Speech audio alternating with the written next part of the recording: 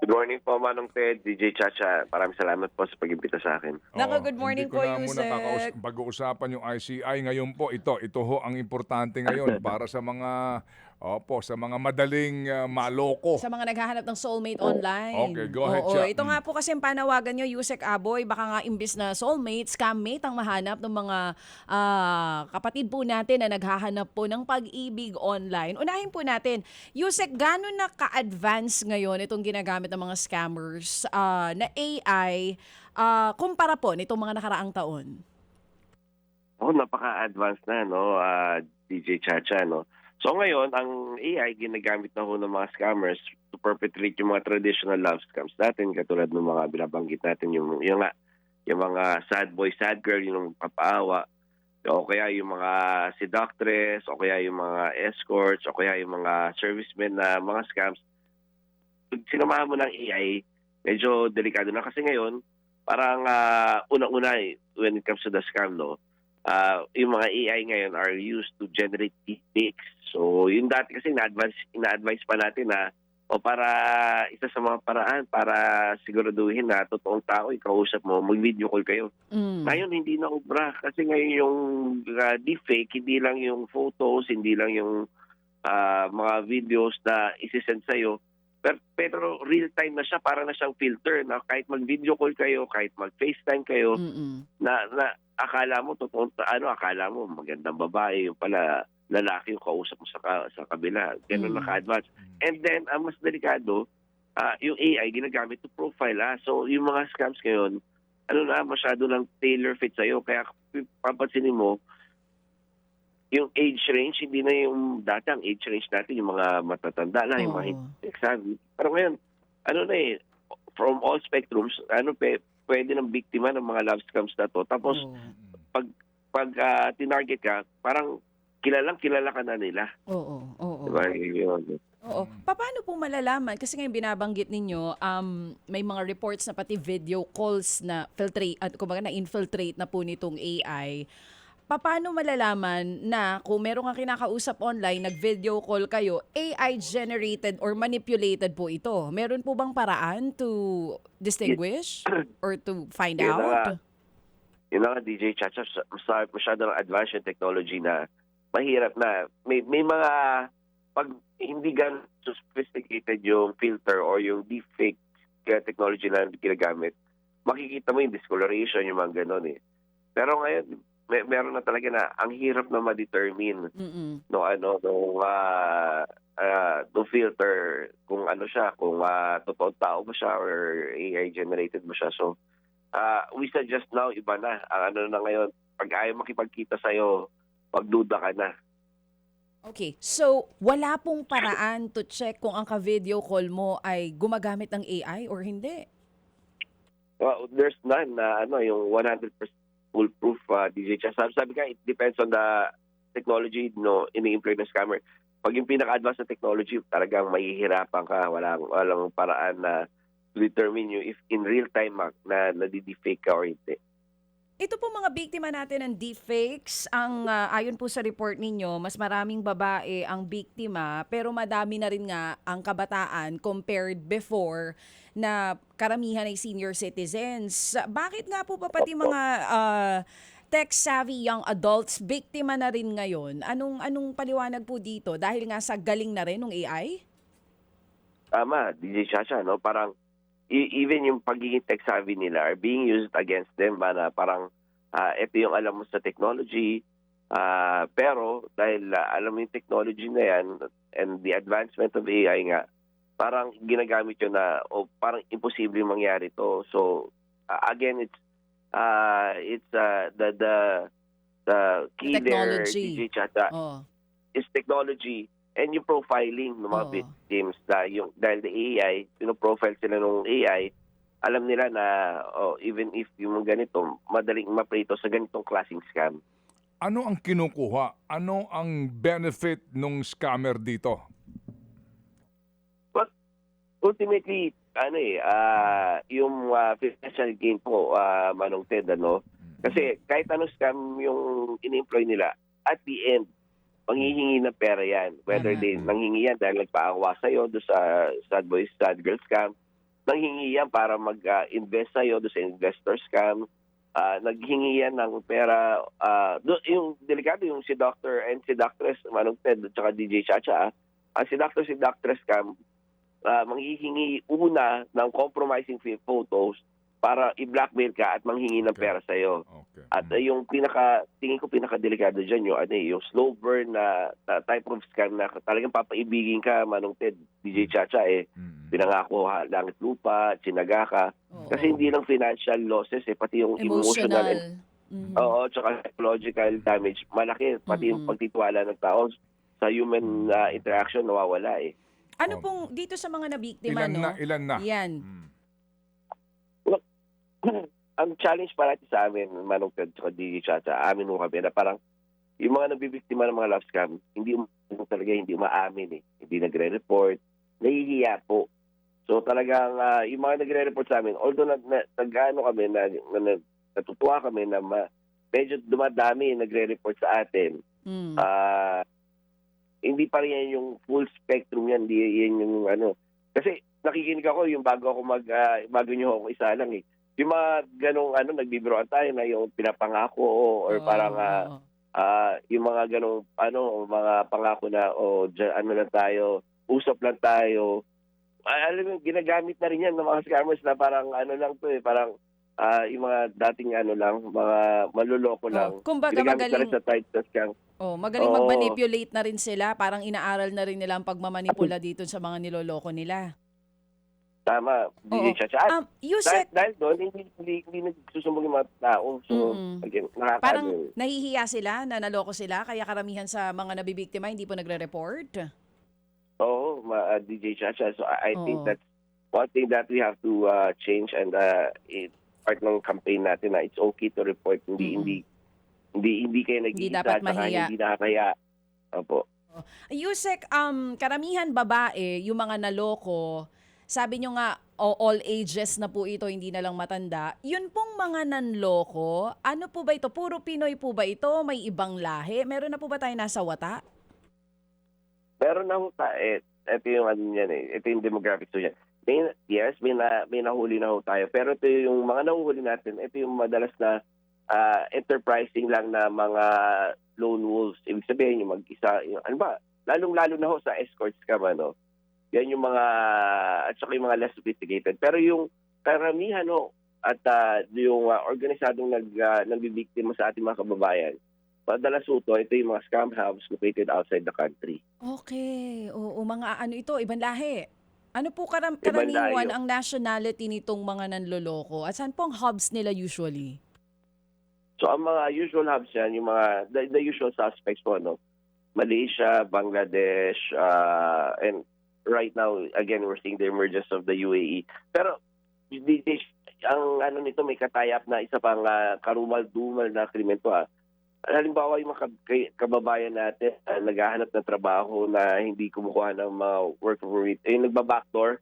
Madalas nabibiktima sila ng human trafficking para isa lang sa mga scam hubs para biktimahin yung mga kababayan natin. So, alam mo yun, parang organize yung mga scam hubs na to, mga criminal enterprises na to na nag-human trafficking pa sila para magkaroon ng work slaves para mambiktima ng mga kababayan natin. Okay. Ang sinasabi din po sa datos, tumataas yung ganitong klase ng love scam every January pag malapit yung Valentine's Day and every June pagka wedding season. So medyo sa mga buwan na yan, talagang tutok po kayo. Tama po. Meron pa yung October, yung mga pagdating ng mga Burr months, yung nare-realize na kasi sa mga Pilipino, maaga magsimula yung celebration ng Pasko or the reminder of the celebration yung Pasko, yung joke nga dyan, lalabas din si Jose Marichan di ba? Yun yung pag-October So na parang yung mga kababayan natin na nare-realize nila that the holiday season is coming up, yung mga malalamig yung Pasko, yan, actively searching din sila. Yun yung karamihan ng mga kababayan natin is sila rin yung nag-initiate ng search. Palagay ko din naman siguro wala nang pinipiling okasyon itong mga manlolokong ito, araw-araw sa kanila okasyon. Gagawa ng hahanap ng okasyon para makapanloko. Sa inyo ba diyan sa CICC, meron na kayo on record ngayon na complaints? Gaano karami ito at meron na ba tayong nahuli? Meron na ho tayong mga complaints at nagpapasalamat tayo na nagkakaroon ng mga paano, pauti-unti nagkakaroon na ng mga tiwala yung kababayan natin. At yun ho, Manong Ted, kaya rin naman talagang porsigido kami na i-pursue yung mga kaso against these people at may mahuli at may ma-prosecute. Na meron na ho, sabi ko sa inyo, Manong Ted, parang yung mga enterprising na paisa-isa na nanloloko yung parang na nandito sa Pilipinas, may nakasuhan na ho tayo.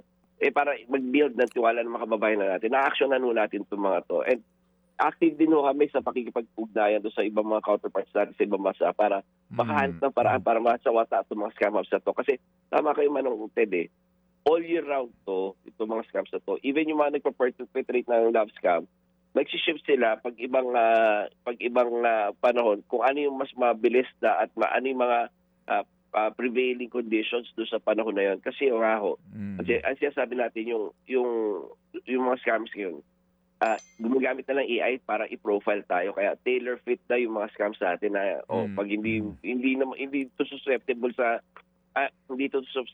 sa love scam, ibang scam ang gagamitin sa'yo. So again, to answer my question, Yusek, meron ka bang number? Ilan ang so far recorded na complaints? Ito ay sa Pilipinas kumbaga. Kasi may mga galing sa abroad na mga nanloloko. Meron ka ba na figure? Ilan ang reported at ilan na ang na-actionan ninyo? Meaning, may nahuli na ba? So, last year, 123 love scams ang reported ho. Out of that number ho, karamihan ho niyan mga foreign love scams. Pero may mga nakasuhan tayo around mga 2 na nandito sa Pilipinas. So, tsaka hindi sila scam-ups individual sila yung nahuli natin. I think it's the same ngayon. Parang nung pagpasok ko noong January, I think there were 18 love scam cases. So, and out of that 18, meron tayong pina-follow up with law enforcement na I think 2 na nandito rin sa Pilipinas. Kasi yung iba, again, unfortunately, these are organized scam-ups outside the country. May tanong dito, meron bang measures or ways na mahuhuli ng CICC ang mga device na ginagamit sa scam? Kasi kahit na anong advanced na AI yan, gagamit ng device yung scammer. Well, the technology is kahit anong laptop pwedeng gamitin. Kasi parang filter lang yan, Ted. So, hindi siya yung parang may special camera na kailangan, hindi. So, kung may way, yes, may way. Kasi pag nahuli natin yung laptop na ginamit, and then i-analyze natin, pag-apply tayo ng cyber warrant, yan, pwede. Again, unfortunately, most of these scam-ups are located outside the country na wala tayong jurisdiction over. Okay. Ano ang pinakamalaking amount na nakuha doon sa na-scam sa record ninyo sa CICC, Yusek? I think from last year's account, parang ang nakuha sa kanya is close to 1 million, Manong Ted. If I'm not mistaken, close to 1 million. At ang biktima parang retiree. Retiree ang biktima. Okay, close to 1 million. Ito ay, yan, isang baksak yan o inot siya ng hingi ng pera ng scammer? Yan? Hindi tama kayo. Yan? It's a series of transactions. Yung ang ginawa ng scammer, one problem leads to another problem hanggang parang tawag namin dyan yung pregnant with the deal dahil nakapag-invest ka na ng, kailangan ko na ng ticket. Hindi pala ako makapunta dyan dahil may problema dito. O yung ko may kailangan bayaran to para masolve to isang problema to. So, ganun yung ginagawa ko. Okay. Meron akong isang kilala, ang tawag naman sa telepono, kaboses nung kaibigan. Kaya nagtiwala kaagad. At yung scam ay may problema daw siya, nandoon siya at may kaso, obligado siyang aregluhin yon, otherwise malalaman ng misis niya. Alam mo yung usaping lalaki na kailangan ko ng tulong. And then, yun nga, and yung number daw na ginamit nga, pamilyar. Kumbaga, may ganun ba kayo na record na scam na ginagaya yung boses? Yusek? Ted, parang kilala ko rin yung kaibigan nyo. May kaibigan din ako tumawag na ganyan eh. Pero joking aside, Manong Ted, Mm-mm. yung scam na yan, it's not necessarily a love scam, pero napag-usapan na natin yan eh. Mm-mm. Yan yung mga parang dugo-dugo gang 2.0. And yes, even the our voices can be subject now to deepfake AI-generated deepfakes po. Mhm. Okay, sige. So anong ating warning sa publiko ngayon pati nga dito sa mga yung mga tawag na parang budol dugo-dugo na modus. Yusek, go ahead. So, pag sa mga kababayan ho natin, andun pa rin yung paalala natin na let's adapt yung mga cyber hygiene practices natin. At saka yung when it comes to anything online, let's adapt yung 4 na MSEN, yung magduda unang-una, everything that we consume sa internet. Nakakalungkot masabihin, pero we advocate na parang zero trust policy.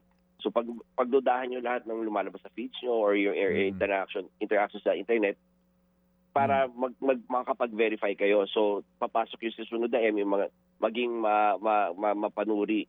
Maging mapanuri. So you verify all the information that comes to you. Tapos pangatlo, pag kayo ho in-approach ng mga whether it's people or yung mga news na yan or yung mga communications na yan, pwedeng mang-snap. And pangapat, kailangan ho tayo mag-report. At yan yung talagang pakiusap ko sa mga kababayan natin eh. Huwag ho kayo mahihiya.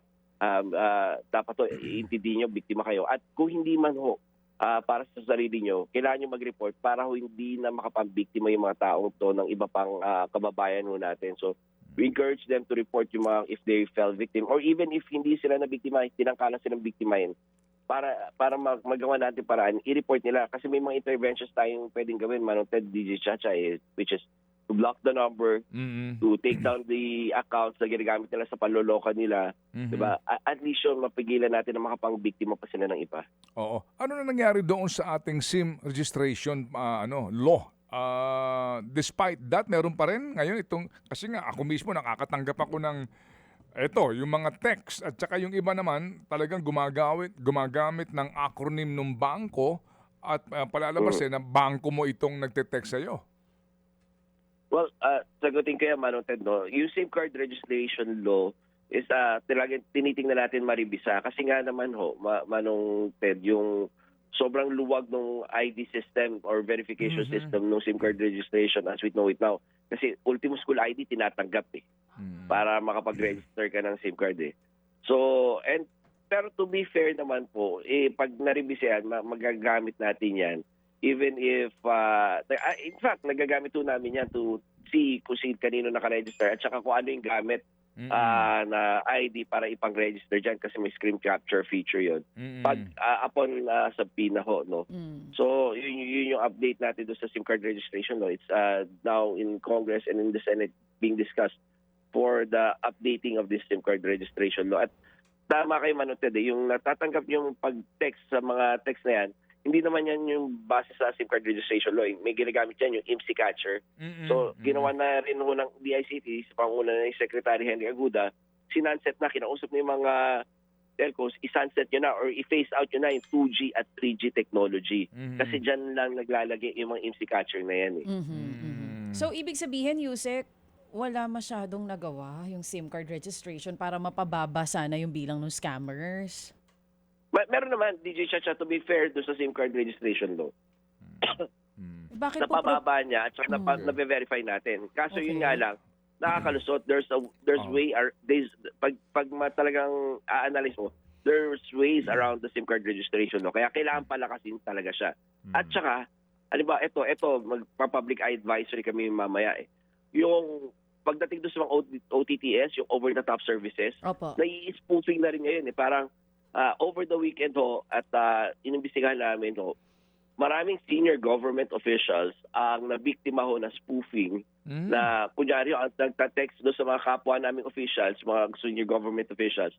Halimbawa, victim ko na si GML Robles, even si Presidente, ginagamit yung mga credentials nila para kausapin yung ibang mga officials para magbigay either ng pangalan or information or ng mag-advance ng pera doon sa number na yon.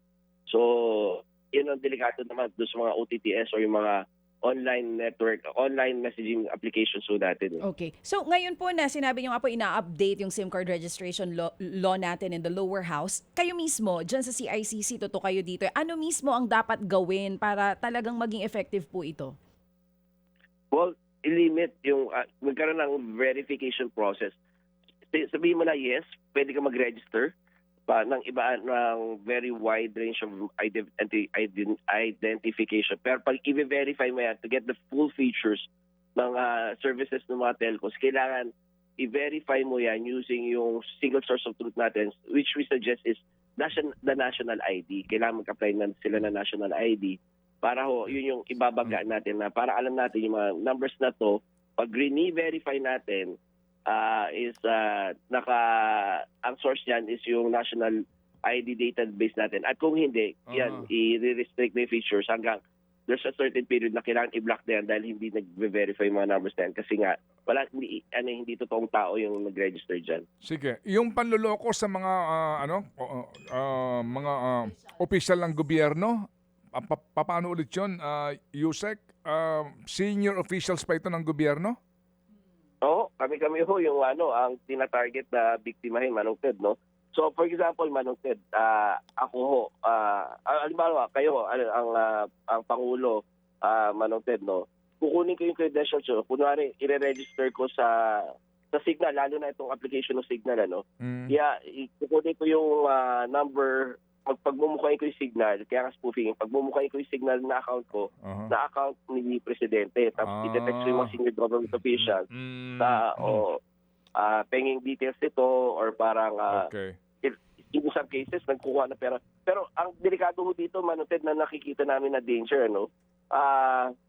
They're asking for details about the flood control scandal na baka ang spoofing magamit naman para i-frame yung mga senior government officials na pagbukain, pag in-screenshot mo, ito may conversation kami ni Presidente or may conversation kami ni Congressman or may conversation kami ni Senator or kaya si di ba kung sinong senior government official. So kumbaga, yung nga yan, no, yung totoong number ng official ang rumirehistro.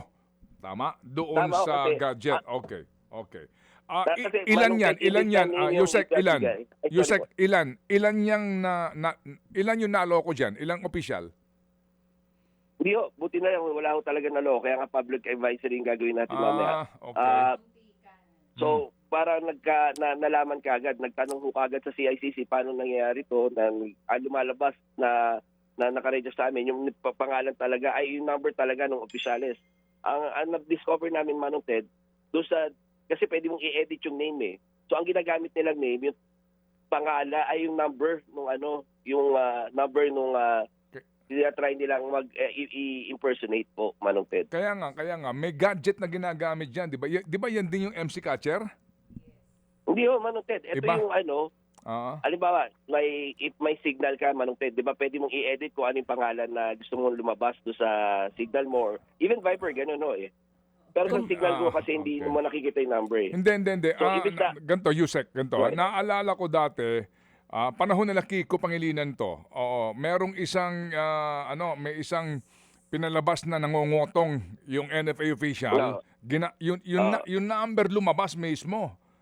Oo, yung may gawa nito ay isang smuggler.